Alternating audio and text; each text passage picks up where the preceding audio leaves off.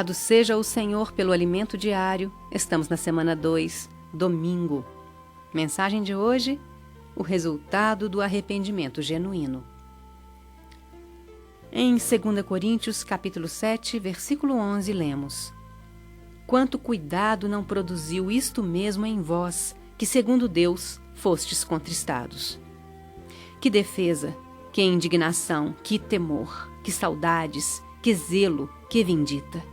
Em tudo destes prova de estardes inocentes neste assunto. Nossa mente precisa experimentar uma mudança, ser renovada. Devemos colocá-la no espírito, para ter conforto, vida e paz. Quando isso ocorre, o arrependimento se torna uma experiência real e somos aceitos por Deus. Não diga apenas, Senhor, eu me arrependo, mas busque luz para enxergar seu erro, para arrepender-se completamente. Se você não busca refletir sobre seu erro, voltará a cometê-lo. A situação ocorrida entre os irmãos da igreja em Corinto gerou, por fim, arrependimento dos presbíteros e até da pessoa que cometeu o agravo. Todos se arrependeram. O próprio Paulo, que agiu de modo precipitado em sua alma, talvez achasse que, como apóstolo, podia tratar o assunto daquela maneira. Depois que fez isso, percebeu que não havia orado suficientemente para agir no espírito. Por isso, não teve paz. Quando lidamos com problemas na igreja, não podemos fazer de qualquer jeito. Por ter agido daquela forma, Paulo não teve tranquilidade. Mas, aleluia, Tito lhe trouxe boas notícias, o arrependimento da igreja. Os presbíteros e também aquele que cometeu o mal se arrependeram.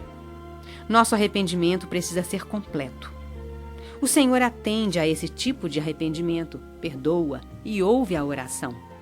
Por fim, o próprio Deus nos vem confortar. A lição de arrependimento da igreja em Corinto mostra que precisamos nos arrepender para nossa mente mudar.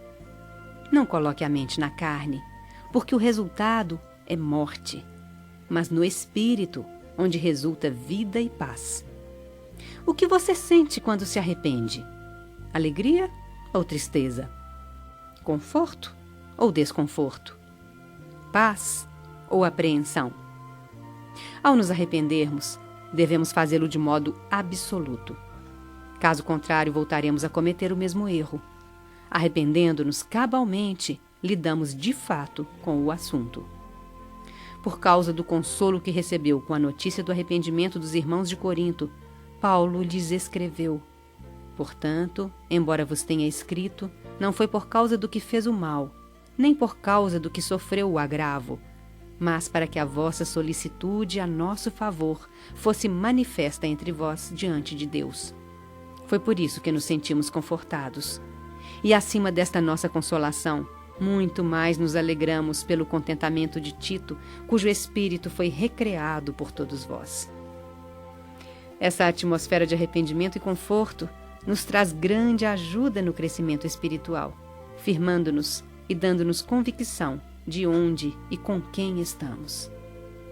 Outra lição importante no relacionamento entre Paulo e os presbíteros da igreja em Corinto é que deve haver esse sentimento de mútua preocupação entre os irmãos responsáveis da igreja e os apóstolos. Quando os cooperadores levantam uma igreja, precisam preocupar-se com ela, cuidar adequadamente dos irmãos. No passado, por certo tempo, deixamos de visitar os irmãos de Portugal. Por causa disso, depois de 2 anos, um irmão de lá veio a nós e disse: Irmão Dong, vocês não podem nos gerar e nos abandonar. Fiquei muito comovido com suas palavras, diz o irmão Dong. Então, falei com um dos cooperadores. Precisamos visitá-los novamente. Por isso, a relação entre apóstolos e presbíteros tem de ser íntima. Louvado seja o Senhor. Ponto-chave: buscar luz para enxergar os erros e arrepender-nos completamente. Leitura bíblica. Romanos capítulo 8, versículo 6, capítulo 12, versículo 2. 2 Coríntios capítulo 7, versículos 12 e 13.